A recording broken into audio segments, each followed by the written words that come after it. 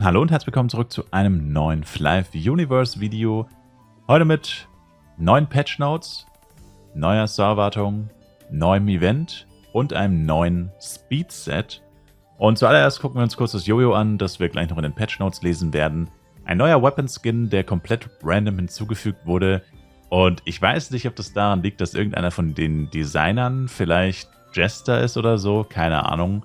Aber ich finde es ganz interessant, dass es immer mehr Jojo-Skins gibt in Flive Universe. Vor allem alle neuen Jojo-Skins, kann man fast sagen. Oder vor allem die neuen Jojo-Skins, die es halt früher nicht gab. Immer mehr in die Richtung gehen, naja, es ist eigentlich überhaupt kein Jojo, sondern es sind einfach zwei Klingen oder so. Aber es hat mit dem Jojo eigentlich absolut nichts zu tun.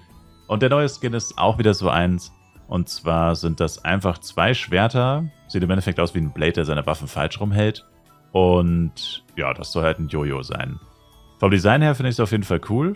Aber wie gesagt, ich finde es halt irgendwie weird, dass man halt so heftig weggeht von Jojo. Weil das ist halt einfach kein Jojo. Und Asmodan Jojo ist ungefähr das gleiche. Dann Ice Crown Jojo ist auch so. Also sie haben jetzt schon mehrfach neue Skins hinzugefügt, die mit Jojos eigentlich absolut nichts zu tun haben. Und ich meine, ja, kann man schon ab und zu vielleicht mal machen. Aber irgendwie merkt man vielleicht, oder man merkt leicht, dass da irgendjemand wohl irgendwas gegen Jojos hat und sich wohl was anderes wünscht. Vielleicht der Designer selber. Genau. Dann neues Speedset Banana Hero. Ist schon seit Ewigkeiten im Umkleideraum. Jetzt wurde es endlich released. Das Pickup-Pad ist einfach eine Banane mit Händen und einem Gesicht. Ja, der Cloak ist quasi auch so ähnlich wie eine Bananenschale. Ihr dürft es gerne beurteilen. Ich finde es nur von den Farben her wieder ein bisschen eintönig, weil das so hell ist. Also fehlt so ein bisschen der Kontrast, so ein dunkelschwarz oder vielleicht ein dunkles Lila oder so. Oder irgendwie ein dunkles fehlt irgendwie so ein bisschen. Alle sehr, sehr hell. Sieht aus wie die Power Rangers. Und ja, gut. Aber ist jetzt natürlich kein so krasser Kritikpunkt. Wenigstens gibt es kein zweimal Gelb oder so. Das ist auf jeden Fall schon mal gut. Und genau, das ist unser neues Speed-Set. Dann haben wir eben die Serverwartung mit den kleinen Änderungen. Und vor allem hier eine Änderung eben mit dem Jojo. Die haben wir uns gerade schon angeschaut. Dann fixed an issue where Coral Island Violet Monsters had the same visual appearance as Giant Monsters. Wait, really? Noch nie gesehen. Fixed an issue where the display of the stat scaling and skill tooltips was off by one level. Fixed an issue where the Eastern Warrior Horse did not return to the standing animation after starting to fly. Also schon wieder etwas mit diesem Warrior Horses, das nicht richtig funktioniert hat. Fixed visual issues related to the equipment's upgrade effects in inventory, fitting room and cosmetic upgrade windows. Weiß auch nicht, was damit gemeint ist, ehrlich gesagt. Removed an unreachable area from the Mars Dungeon Map. Und fixed an issue where housing objects and NPCs did not expire until the houses entered again. Ja, also mir wurde eigentlich mal gesagt, dass das schon gar nicht mehr funktioniert vor einer Weile. Also ich besitze immer noch kein Haus tatsächlich, deswegen konnte ich das nie selber überprüfen. So sehr hat es mich dann auch nicht interessiert. Irgendjemand hat mal gemeint, es geht wieder, aber wahrscheinlich hat er einfach nur auszusehen dann sein Haus betreten und damit seine NPCs ablaufen lassen. Aber ja, eigentlich ein kompletter Skandal. Die NPCs, wie alt sind die mittlerweile? New Horizon, oder? Ja. Also man konnte jetzt quasi 10 Monate lang NPCs haben und musste sie nur einmal kaufen. Also, dass so ein Fehler jetzt erst behoben wurde, ist geisteskrank. Also ich meine, wie man da nicht dahinter sein kann, und das wussten die 1000%, also der Fehler ist seit Ewigkeiten bekannt und jeder wusste das. Wie gesagt, ich dachte, er wurde gefixt, weil es jemand behauptet hat. Hat anscheinend nicht gestimmt. Aber an für sich, dass es diesen Bug mal gab oder dass dieser Bug existiert, also das wusste, würde ich mal behaupten, fast jeder eigentlich. Und ja, crazy, dass sie dafür so lange gebraucht haben, weil ich denke mal, die NPC-Verkaufszahlen waren dann auch entsprechend eher nicht so gut. Aber, ja, keine Ahnung. Auf jeden Fall ein bisschen weird. Und das waren unsere Bugfixes-Patch-Notes. Dann haben wir noch das Event Plunder the Pirate Ship vom 24. September bis 24. Oktober. Also wieder ein Event, das quasi einen Monat lang geht. Finde ich persönlich sehr schade. Ich vermisse die Zeit, wo Events nur 2 Wochen gehen. Weil, wenn man jetzt das mal Revue passieren lässt, wir haben jetzt quasi bis 24. Oktober ein Event. Die letzten 5 Wochen hatten wir ein Event und davor waren es sogar 6 Wochen. Also die letzten literally 3 vollen Monate, also wenn wir jetzt Oktober mit dazu zählen, haben wir nur 3 Events gehabt. Und ich finde das so langweilig. Also ich finde das sehr schade, dass man in diese Richtung geht. Ultra lange Events mit 0 Abwechslung quasi. Finde ich sehr bedauerlich, vor allem weil die Wochenend-Events halt auch extrem langweilig sind. Also ich meine, die Wochenend-Events sind immer entweder Upgraden oder XP oder irgendwas mit Dungeons, erhöhte Droprate, Golden Albert oder so. Also es ist, ich weiß nicht, also ich finde es sehr, sehr eintönig, sehr, sehr langweilig momentan.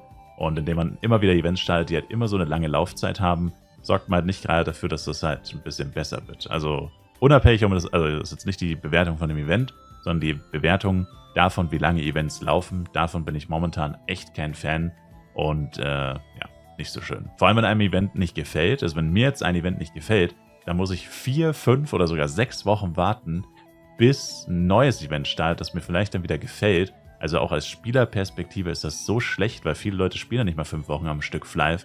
Das heißt, die spielen, kommt ein schlechtes Event, das nicht gerade ihre Motivation fördert, dann hören sie auf zu spielen und ja, was haben sie dann davon gehabt? Also das ist echt ein bisschen schade. Also wenn stattdessen mehrere Events starten würden, wo dann vielleicht eins richtig geil ist, sorgt das dann vielleicht eher dafür, dass die Leute eher länger spielen und nicht wieder früher aufhören.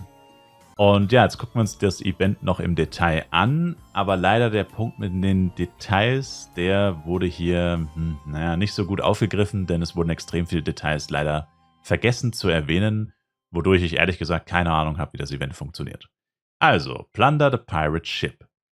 Während dem Event wird ein Piratenschiff random in der Open World, natürlich in der Luft, erscheinen und rumfliegen über den ganzen Madrigal-Content mit dem niedrigsten Speed.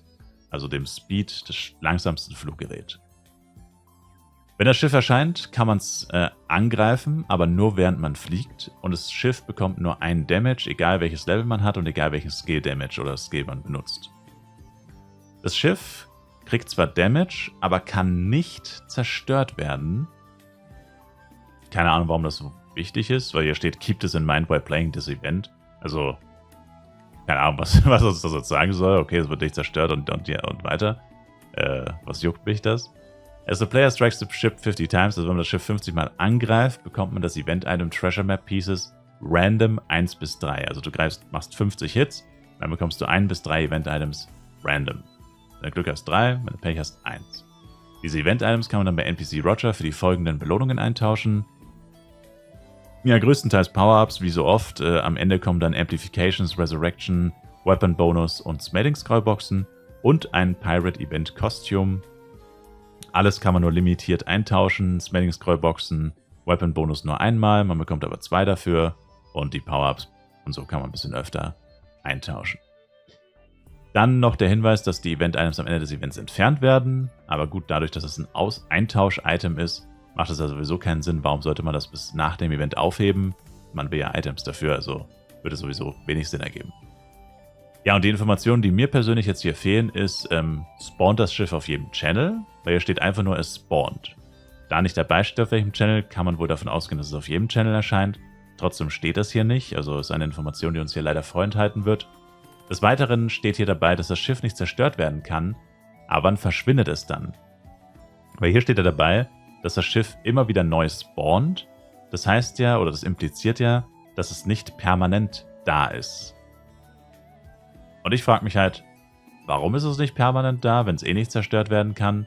Und wenn es nicht zerstört werden kann, wie lange ist es dann da? Ist es 10 Minuten da, 20, 30, 40, 60? Oder fliegt es einfach einmal komplett durch Madrigal und verschwindet dann, wenn es die Route abgeschlossen hat und deswegen diese 4 Stunden, weil es vielleicht 2 Stunden dauert oder so. Auch das wird hier nicht wirklich erklärt. Des Weiteren ist hier die Frage, ich kann das Schiff 50 Mal hitten, aber hier steht nirgendwas von einem Daily Reset. Also bedeutet das, ich kann jetzt einfach an einem Tag mich AFK an das Board hängen, automatisches Angreifen aktivieren, mir 5000 Treasure Map Pieces holen und alle Belohnungen eintauschen? Oder geht das nur einmal am Tag? Also kann ich am Tag maximal 3 Items kriegen pro Charakter und muss dann auf den Reset warten. Auch das wird hier nicht erklärt. Also sehr viele offene Fragen und eine leicht bescheidene Eventbeschreibung. Ich weiß nicht, wo das Schiff gerade ist. Ich kann es jetzt gerade nicht ausprobieren. Und ja, die weiteren Informationen bzw. Erfahrungen, die wir mit diesem Event machen werden, Die werden wir dann die nächsten Tage wahrscheinlich bekommen. Auch so die Meinung der Community von dem Event. Also ich kann es jetzt natürlich erstmal noch nicht wirklich bewerten. Ich finde es nur schade, dass hier viele Informationen einfach nicht enthalten sind. Ich meine, klar, es sind Sachen, die man sich eventuell erschließen kann oder so, aber eine Eventbeschreibung ist nicht dazu da, dass man sie sich erschließt. Eine Eventbeschreibung ist dafür da, dass die mir genau sagt, was ich tun muss. Es gibt immer Leute, die lesen sich sowas nicht durch und die tappen dann immer im Dunkeln und finden dann erst Wochen später irgendwas raus. Da sind sie selber schuld, man kann sich ja einfach durchlesen. So, wenn ich mir jetzt aber so eine Information durchlese und ich habe so viele offene Fragen, dann ist das keine gute Information. Meine Meinung. Ob das Event jetzt aber gut ist oder nicht, bleibt abzuwarten. Im Endeffekt steht und fällt alles damit, kann ich das Schiff unendlich oft am Tag hitten und mir alle Belohnungen auf einmal holen, dann wäre es probably ein sehr gutes Event. Ich gehe aber sehr stark davon aus, dass das nicht funktioniert oder man nicht genug Zeit dafür haben wird und es entsprechend eben nicht geht. Aber ich kann es euch jetzt gerade tatsächlich nicht beantworten. Das ist auf jeden Fall das Event.